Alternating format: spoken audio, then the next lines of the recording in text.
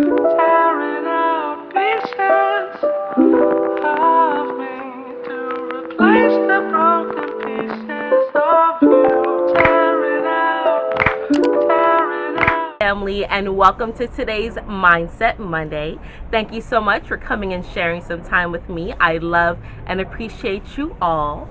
So, Friday was the last day of our chakra series, and I did record a video for Friday outside of the chakra series, but I didn't like it, so I didn't post it. I know I had some people like, I felt it. Some people were like, well, where's the second video for Friday? I didn't post it because I'm still kind of self-conscious, y'all. And when I was recording it, I forgot I had zoomed out because I was at a lake and I filmed sunset and I zoomed in to kind of see it. And when I flipped the camera like this, it seemed like it was too close to my face. And I was like, I don't know if Wealthy Family want to see me like that, but maybe I'll post it later. I'm not sure.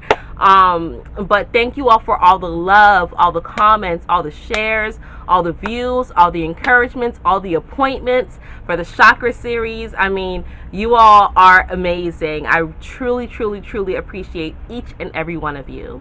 And I haven't changed the price yet, but after I upload this, I'll be changing the price. So probably about midnight my time is when the price will change for the chakra series. So for anyone who didn't get a chance to book already, today will be the last day before I change the price, right? Just a little bit of a price change. Okay, so today's video, we are going to talk about mental health. Is mental dis-ease, is mental disorder real?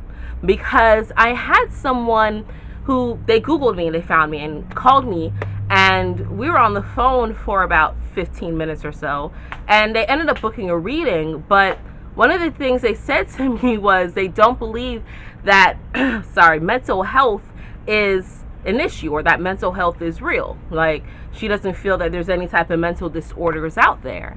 And as I just started speaking with her more and, giving her divine messages and things of that nature, it allowed her to kind of shift and change her perception of how she dealt with it. But it really got me thinking, because so many people, including myself, my former self, used to walk around thinking that, everyone had the same thinking pattern as I did, that we all were the same. We were all kind of generalized in how we dealt and felt things, not realizing until I moved more into the mental space and psychology and things of that nature, that 4 out of 5 people experience some type of mental impairment or some type of mental situation. I'm not saying everyone's walking around like a schizophrenic or a psychopath or bipolar or multiple personalities. I'm not saying that. But on some level, in some form, if 5 people are in a room, 4 of them experience some type of mentally traumatizing event that shifted their mental perception. Okay, so they're walking around with some type of mental disorder. And when you have a shift in perception, it changes the way on how you deal with things and how you acknowledge things and how you respond to things, because now it's incorporated in your subconscious mind. Okay, so whether you had you saw some trauma happen in front of you, right? That triggers something in your mind. Maybe you yourself experienced personally some type of traumatic experience, or you beat yourself up so much, your self-talk is just so detrimental, or you believe in things that's not actually healthy or conducive to you, right? Or some people may have an attraction or attribute human-like emotions or attributes to non-living things, right? People may form attachment to statues, or they may become a hoarder, or I heard somebody try to marry a statue, just all types of craziness, right? So those are mental disorders, right? Even though they're painted and fluffed up as, everyone has their right to free speech and free thinking. Yes, that's correct, but that's a disorder. That's not natural way of being. That's not a natural set point. Okay, so when you talk about mental health and mental dis-ease, it even comes in forms of not living your authentic life, not feeling that you're good enough, always looking for that next hit of serotonin or dopamine, which social media gives you a lot of instantly. It used to be that we had to work for it. We had to do things to get acknowledged and be liked and loved, to, get a prize or a trophy, or, a pat on the back, or a trip to the ice cream store, whatever. It used to be that we had to work hard for it. And now just anybody can do anything and put anything up and get likes. And it gives them that instant hit of serotonin and dopamine, which is why it's so addicting, right? It's so addicting because you keep getting that mental hit, and people are walking around as slaves to that. That is a mental disorder, because when your dopamine and your serotonin levels are too high, right? Now your melatonin can't kick in and bring in that balance, right? So that is a mental disorder. There's many things that cause mental diseases, mental health impairments, that now reflects and manifests itself in a physical way. If you've ever heard of the placebo effect, that's when people who may be suffering from the same type of physical dis-ease are put in a clinical trial, and one half of the group is given the real medicine and the other half is given a sugar pill, and they're not told which half is which, right? They're not separated. They're just giving it to them like randomly. And those people who got the placebo or the sugar pill actually said, oh no, I felt much better. This is the side effect I had, because they were told that they were given the right medicine. Everyone was told that they were given the medicine, but half of them only got the medicine and the other half only got a sugar pill. Okay? That's the placebo effect. They treated their mind. They made them say, hey, we're giving you the medicine and the cure for free. We just want to know, can you tell us how you feel after you take it? Now this person thinks that they're taking the medicine diligently. They're setting the intention that the thing that they're putting into their body is healing them. And then they treat their mind. They release that fear. They move that blockage so they now can heal themselves. You treat the mind, you heal the body. How many times have you heard experiences of people who said, you know what, she just had a will. I don't know what happened or where it came from. They just had a will to get it done. When you treat the mind, you treat the body. And when your mind is in disorder, it manifests itself physically. This is how the whole Mindset Monday started.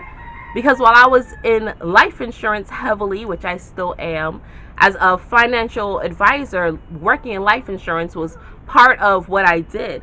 And as I was working with my clients and telling them, hey, a lot of Americans get sick before they pass, and a lot of them survive.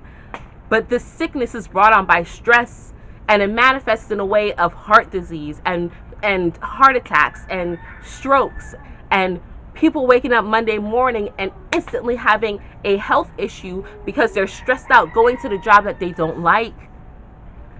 So I started saying, let's get your life covered, because you're going to live your life.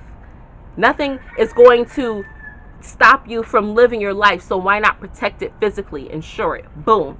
Now let's work on this mentality. Let's start getting this mind right, so you don't have to tap into these living benefits that I'm setting you up for.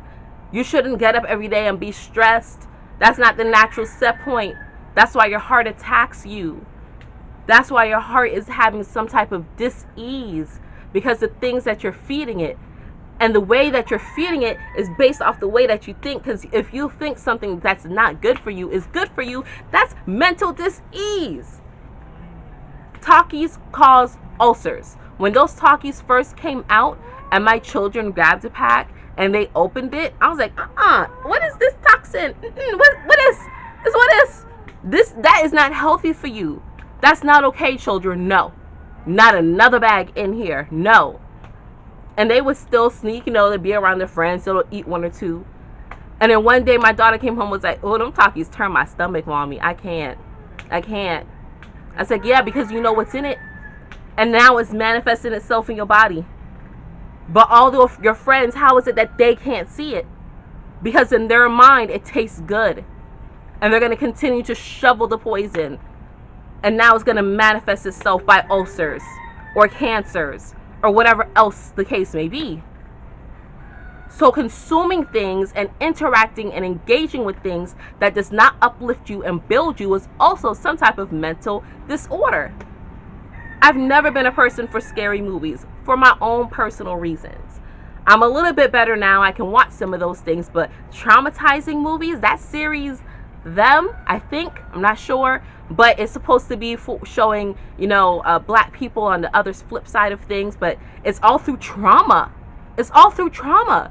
And when I'm talking to my sisters and I'm talking to people in groups and I'm talking to people for my clients, and they're telling me, oh, I watched this series, or oh, I love horror movies, and this is, but I have nightmares, and it causes me this, and it makes me mad, and I just want to go punch people. Why are you engaging in that? That's mental disease. Stop it. If it doesn't make you feel good, why are you continuously going to it? Because something in your mind is telling you that it's okay because other people are doing it. And of course, if it's out to the masses, it should be okay for you.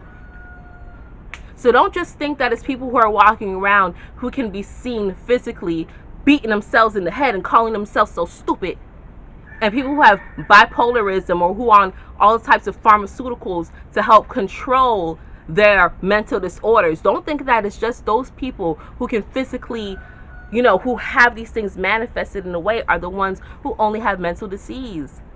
It's okay to talk to someone. I offer those services because I know how important it is to release those things. And it's important to have someone who can understand it and tie it in on an energetic, spiritual level. Not everyone out here who's proclaiming to help solve mental health and disease really wants to. Follow your gut and your intuition. It's so important to treat the mind so we can treat the body. Okay, wealthy family, that's all that I have for you all today. I love you all so much, and I'm thankful for all the support once again. Welcome to all the new subscribers. And until we connect again, stay alert, stay aware, and live in love. Peace.